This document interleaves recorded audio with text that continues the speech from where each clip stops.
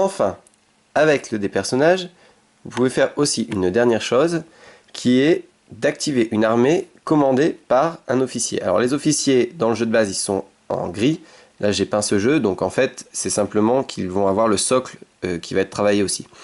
Donc, par exemple, avec un dé personnage, l'utilisation d'un dé, je peux très bien déplacer cette armée et attaquer Dol Guldur, ici. Je peux aussi la déplacer dans un autre territoire.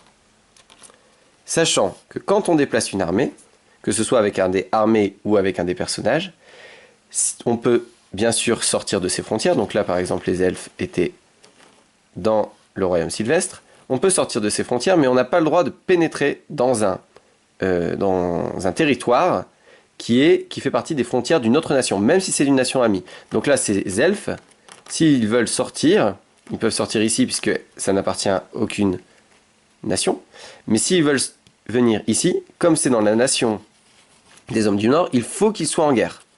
Sinon, c'est impossible. Toc. Tout comme attaquer est impossible si nous ne sommes pas en guerre. Par contre, on peut se défendre. Donc avec un des personnages, je peux déplacer une armée contenant un officier ou un personnage qui a une valeur de commandement, et je peux donc attaquer si je me retrouve dans une zone où il y a d'autres ennemis. Enfin, toujours avec ce dé personnage, on peut jouer une carte, comme je l'ai montré tout à l'heure, qui comporte le symbole action personnage, donc cette petite épée. Voilà. Ensuite, nous avons les dés de renfort. Alors, les dés de renfort, ils vont servir à plusieurs choses. La première chose à laquelle ils peuvent servir, notamment pour les peuples libres, ça va être de faire avancer la piste politique. Donc avec un dé de renfort, je peux descendre une de mes nations, de 1 vers la guerre. De une case vers la guerre. Même celles qui ne sont pas activées. Sachant que si elles ne sont pas activées, par exemple, prenons les hommes du Nord ici, si elles ne sont pas activées, je ne peux pas les faire entrer en guerre, il faut qu'elles soient activées. Alors, le dé de renfort permet juste de descendre, pas d'activer. Ce qui peut, on va parler tout de suite de la politique, ce qui permet justement d'activer les nations.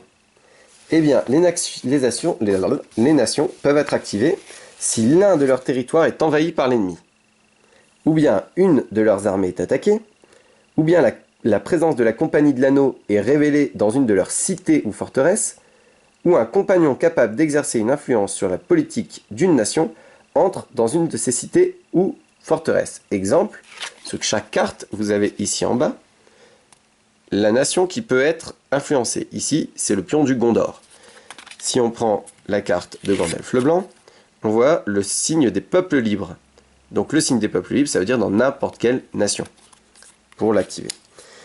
Enfin, pour faire évoluer la situation politique vers le bas, donc vers la guerre, l'utilisation lors de la phase de résolution d'un dé de renfort, ça on vient d'en parler, mais aussi certaines cartes événements, ou bien quand une des armées du peuple est attaquée, ou chaque fois qu'un village, une cité ou une forteresse est capturé.